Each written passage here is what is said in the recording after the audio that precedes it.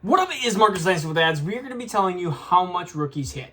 Are they going to be a wide receiver 1, wide receiver 2, wide receiver 3, wide receiver 4? What's their percentage based off of NFL draft capital? Some of these stats will shock you. Maybe they shock me every single year, yet I always have to do this because ultimately draft picks get skyrocketed in value, especially when we get right into this draft time and then we get into camp time and we get to hear all about these stories, and I just have to temper expectations. So we're going to start off with round 1 wide receivers. So their average fantasy finish is 59th. So when you talk about fantasy finishes for wide receivers, and you're going to be looking at this thing right here, I mean, 59th, that is not that great. I mean, we're talking about, a wide receiver, what is that? 1, 2, 3, 4, 5, like a wide receiver 4, wide receiver 5. We think of the Justin Jeffersons, we think of the Jalen Waddles, we think of the Jamar Chases, but we forget about the Dorial Green Beckhams, we forget about the Henry Ruggs, we forget about all these wide receivers that struggle or get hurt, or the Kevin Whites, or the list goes on and on and on. So 7% of round 1 wide receivers actually finished the rookie year. This is since 2013, so we got 10 years of data. 7% actually finished as wide receiver 1s. So that's, I mean, your chances again are 7 out of 100. It's not that great of a percent chance. I mean, we are talking very, very low. And then we get to a level 2 type of wide receiver. It's 26% chance. So 26%, 1 in 4. So we had Jackson Smith-Njigba, we had Quentin Johnson, we had Zay Flowers. I mean, we have these wide receivers, and like, just know that one of them's going to hit. The rest of them are probably going to be into this bust category, or at least not a top 24 wide receiver. Wide receiver 3, you have 32%. Wide receiver 4, 37%. So 1 out of 3 basically make it to that threshold of being a top 48 wide receiver. Think about that. 1 out of 3 wide receivers will make it past that threshold. The 2 out of 3 will not make it to wide receiver 48 on the year. It's just sad. When we look at running backs, and you get round one running backs, and they're 90% at that rate. They're 80% at running back 3s. They're 70% at RB2s, and they're 50% RB1s. You just know that they're going to hit better when you look at round 1 running backs to round one wide receivers. That's why we have Bijan Robinson at literally 101 when it comes to 1 QB. Is why we have Jahmyr Gibbs. Why do we keep saying Jamar? Jahmyr Gibbs, slightly over Jackson Smith-Njigba. And I love JSN. I really do. But even if you compare round 2 running backs to round 1 wide receivers, round 2 running backs are likely to hit more. Yes, this is rookie. And so if you have players that hit, you're going to have draft capital that ends up skyrocketing a little bit quicker and have more value.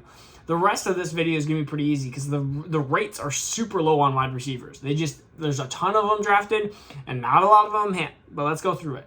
Round 2, you have an average finish of 77. You have 3% that finishes wide receiver 1s. You have 9% as wide receiver 2s. You have 26% as wide receiver 3s.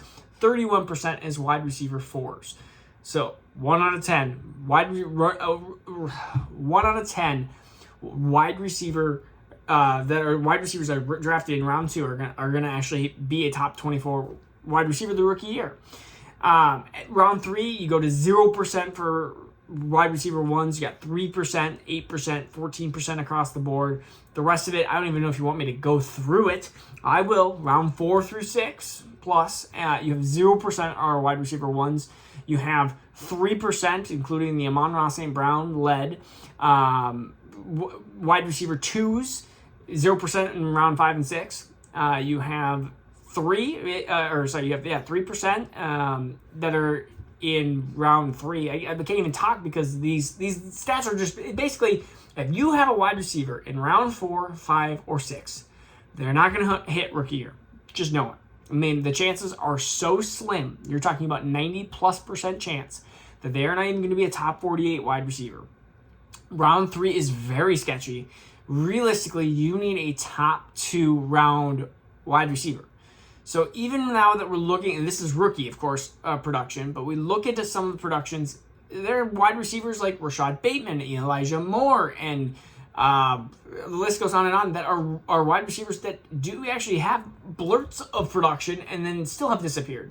So again, rookies that you want to have increase in value, they need to have production their rookie year, of course, duh. So round 1, round 2, I mean, running backs are going to have a higher immediate kind of spark when it comes to things. It's why when I'm looking at a running back that's drafted early versus a wide receiver that's drafted early, I am taking the running back if I need to flip them. If we're flipping players, you are selling when that stock is moving on up. Like a Tyler Algier was moving on up. Atlanta was a popular spot that Bijan was going to go. He did go there. But when you see a running back, Rachaad White was another one. When you see that spike go up, it's like you're able to sell more of Rachaad White than a lot of the wide receivers that you drafted last year because they just didn't produce. The same is going to happen potentially this year when you're staring down a Roschon Johnson versus a Josh Downs. Josh Downs might be the right pick. He might be better long-term production, but Roschon is probably going to have a brighter spark right in the beginning because he might be the only guy besides Khalil Herbert in Chicago. And some might happen with other players like Tyjae Spears. Moore might be another one. It's just like the list goes on and on with some of these running backs. This is why that you have to, it is buying and selling. You have to do some of these trades.